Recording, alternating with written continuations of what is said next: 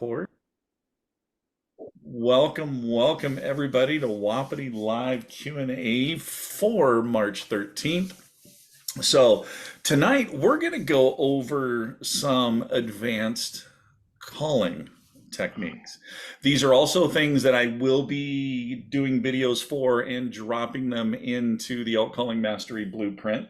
And speaking of the Elk Calling Mastery Blueprint, has anybody logged on in the last couple of days?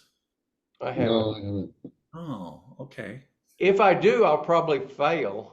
No, because I changed the layout and the format and everything. Now the videos are much larger. It's yeah, it's you actually have thumbnails to look at on the videos when choosing. So you may not see it on the um, mobile version, but on the desktop computer, man, it sure I kind of like this layout a lot better. So okay, so tonight, like I said, advanced calling techniques. We're going to talk about how to sound like multiple different cows, how to vary and get different volumes. We're going to talk about how to add even more depth to your bark, more depth to your chuckles, and more depth to your growls. And it's it's kind of one of those things that I didn't really think about throwing it into the mastery blueprint because these are typically things that I do more on stage during contests, but I will use them out in the field also, especially this first one. So normal reed placement for me is back here so that the front of the reed is right in line with the premolars, right behind the canine. When you do that, that allows you to channel air a lot easier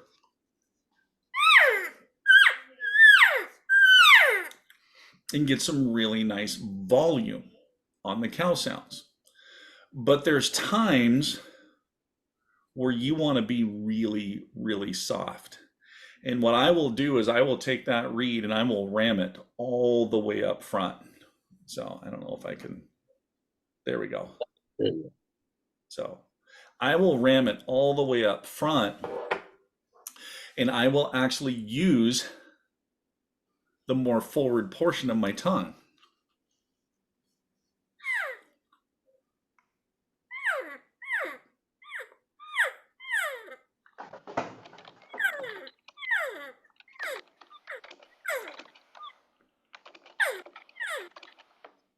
So as you can see, you can get really, really, really delicate on that. So a lot of times when I use this one out in the field, it's because I'm solo and I've got a bull coming in and I can't move anymore because he's too close.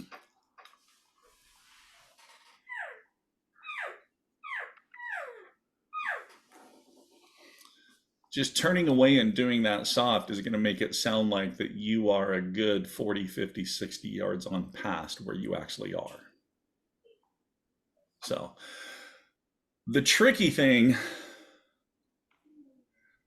is running that thing all the way up front like that. And it's using a different part of your tongue that you haven't used before. It doesn't matter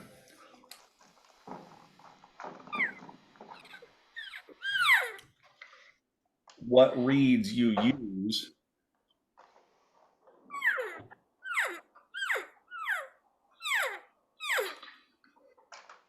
You can just get ultra soft. So that is technique number one for getting really, really soft. Now we're going to stay in the cow sounds. This one's a little more advanced. Right. He said he didn't have any calls with him. Larry's a fibber. See? Larry even Snickers is calling you a fibber because you told us you didn't have any calls. I Yeah. dug one out. I wanted to try that. Okay. But yeah, I mean,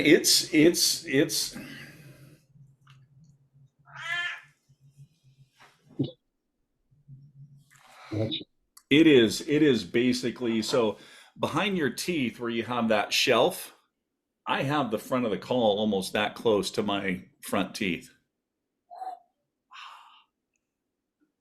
Almost all the way. It's almost right there, right behind the front teeth. Don't touch that button. So, easy. I know. So she's circling the chair like she thinking like a shark with blood in the water. So okay, now the next one. How can you sound like more than one elk? And it's remember younger cows higher pitch, older cows lower. So younger cows higher pitch, older cows lower pitch. But how can you do that with the same reed? So what you do is for the young cows, I play the very, very front portion of the reed. So the very front edge here. Older cows, I play this back part just inside the horseshoe. So you'll actually slide your tongue forward. So the part of your tongue that you use to operate a reed, slide it forward for that very, very front portion, pull it back for the back. So,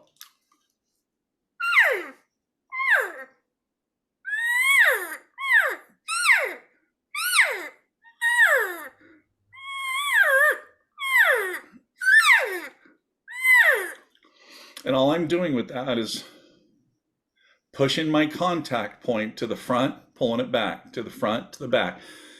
You can also play with your diaphragm to where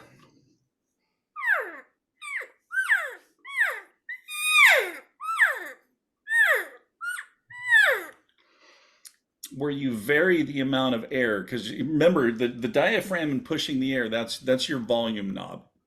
So you control it. So now you're playing the front, you're playing the back, you're pushing a lot of air out, you're pushing just a little bit air. So what this does, it gives these different frequencies of the cow sounds, but also different volume levels.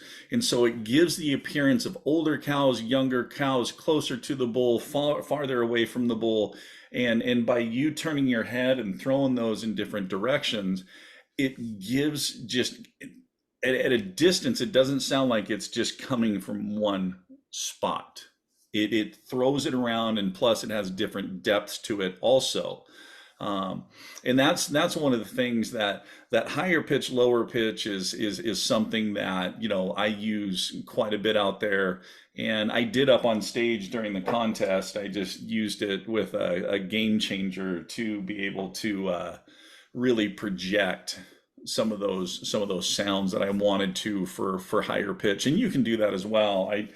I always have the game changer on me. In fact, a lot of times I'll put my bino harness on, and since we hunt such thick timber, I don't even carry my binos. I take my binos out, and that's where I'll put the game changer and open read, cow calls and that kind of stuff. So that way it's all right there.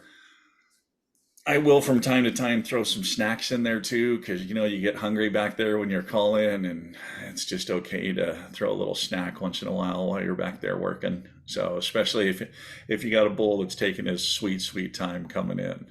So Good idea. okay.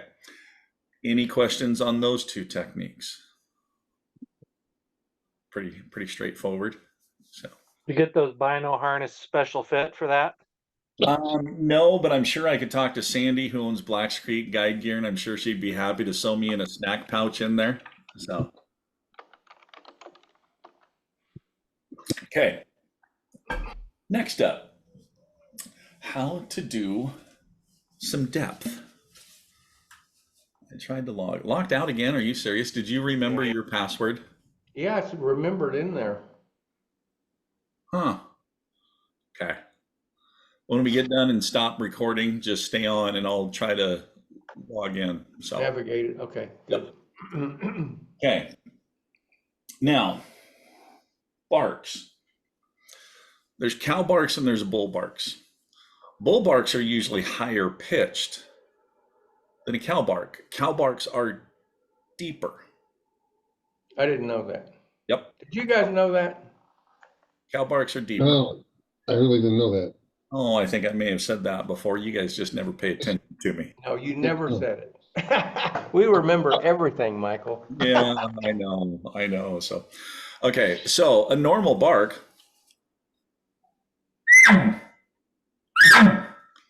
see, it usually has a higher pitch to it, right? So, how can we take the same reed and do the same thing, but get a deeper sound to it? It's going to be weird. You're going to take your bottom jaw and you're going to protrude it out.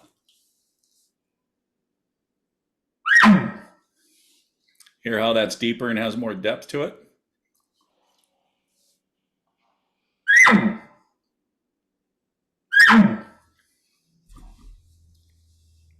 So that's more a cow? Yep. Wow. So same thing here too. Remember on the cow sound where we did front part of the reed, back part of the reed? Front part, bull, jaw normal. Now I'm going to do the back part of the reed with jaw protruded.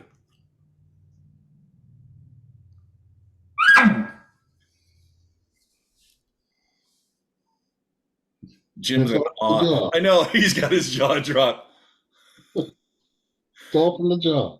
It is. Well, okay. Now, here's the crazy thing about that jaw. So your growls. What? Yeah.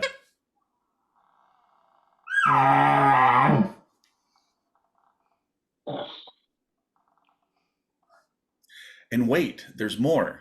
If you order today, you'll get double, and all you have to do is pay shipping and handling. Okay. Okay. Chuckles.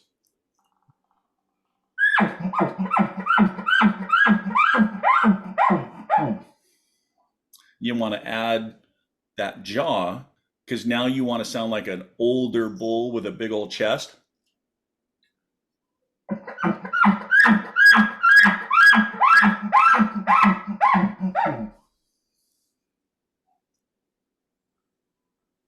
Just from Good. one jaw manipulation.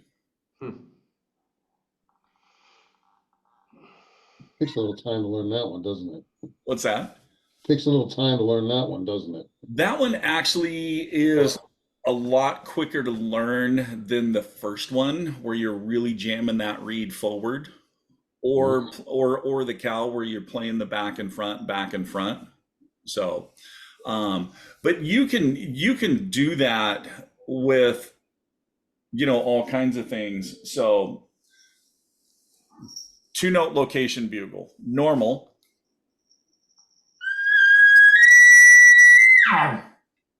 Okay. Now, what's this little trick? Start with your jaw protruded forward.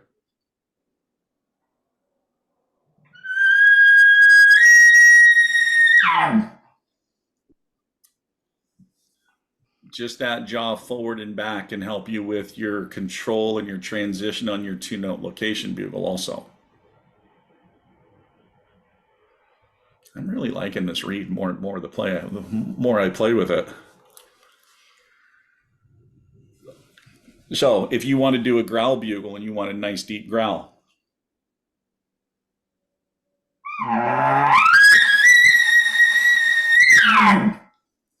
Okay, maybe I don't like that reed.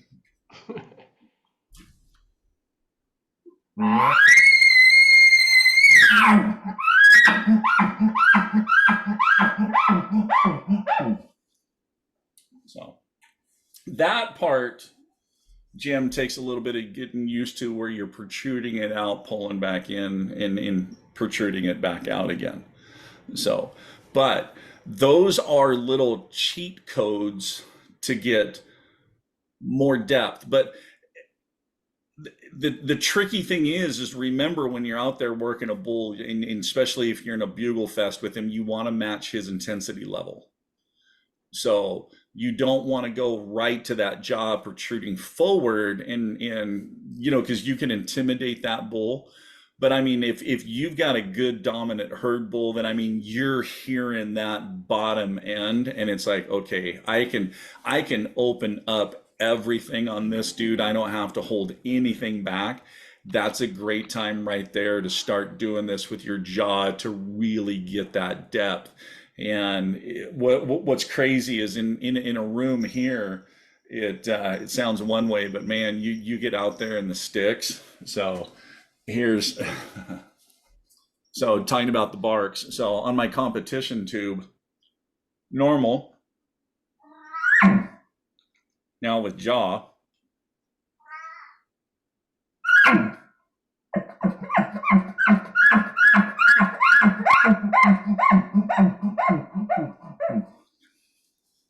you can get some great bottom end on that.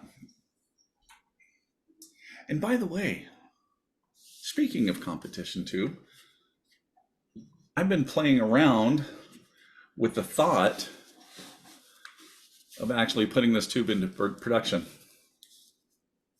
Hmm.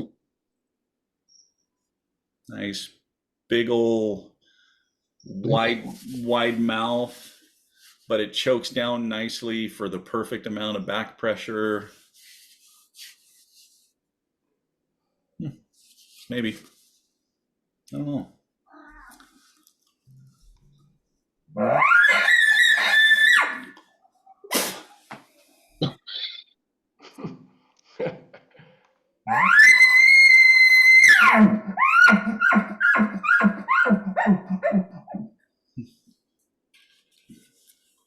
That gray one's I've had since season, and I think it finally.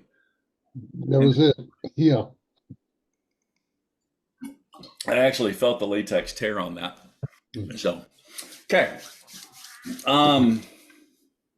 That was really it for advanced culling techniques.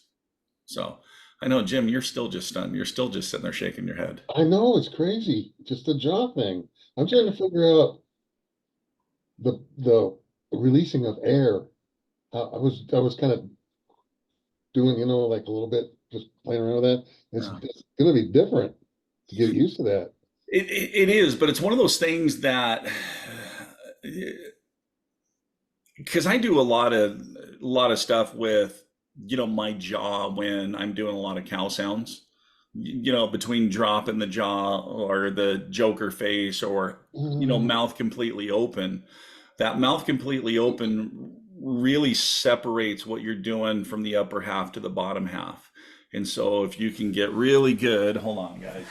Yeah, I know. Yeah, bye. Who really runs this house? It's not me. The cat. Yeah. So, but no, if you can separate that top half from the bottom half, you can do so much manipulation with your bottom jaw to get so many different tones and pitches and everything that stuff like this with protruding that bottom jaw out doesn't affect what you're doing up top at all. What you think, Sandy? Think I'm gonna have to go try it and get some weird looks from my neighbors. That's okay. It's all right. I figured you're already struggling with the struggle stick recurve bow, so why not just struggle with the calling as well too? Because, you know, have 5.5 months to get ready. Well, and I listen to their rock. They can listen to elk bugles. There you go. fair trade. I know. Actually, I had somebody message, and he was talking about practicing in his neighborhood, and he was talking about how his neighbors probably don't like him. And I'm like, if you get the right neighbors, they'll just start bugling back like the old neighborhood I lived in. So made it kind of nice. So Dueling bugles. well, it's how we used to RSVP. Like if we had sent a text over saying, "Hey, we're having a barbecue. Do you guys want to come over?" So we'd usually open up a window and rip a bugle out, and that let them know, "Yeah, we're coming over." So and vice versa. So I mean, it's how to communicate. So, but good deal. Okay. got a bunch of reads I got to get through and test and review. I got the whole entire lineup from Born and Raised. I got the new 3 signature series coming out from Phelps. Got part of the new lineup from Slayer game calls. So, got a lot of playing around to do. And of course, that Born and Raised tube and all that good stuff. And that thing to play with, that aluminum tube. So, okay, any questions? No, practice, practice, practice, practice. Yeah, I would imagine you might have to come back and watch this replay a few times to get all that. So, but like I said, I will be. My plan is to. Still, Oh, that thing took a while to refocus. The plan is to get these videos added into the mastery blueprint into. I haven't decided if I'm going to drop them into each of the specific sections or if I'm just going to tag them on at the end as advanced calling techniques at the end of the cow sounds and at the end of the bull sounds and go from there. I may put them on at the end because, oh, did we ever talk about glunking on a diaphragm read? We have. It's been a while. yeah. So, well, since this is advanced calling, that's an advance because we all know glunking. Quit on the end. So, but you can do it on a diaphragm read too. You just basically say the word get.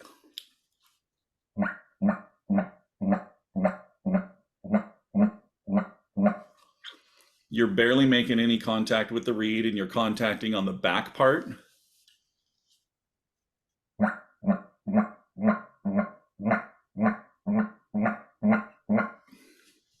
So try saying either get or wit. That's what I usually say is wit. Yeah. Works better for me. Wit, wit, wit, wit, wit, and just barely pop that reed.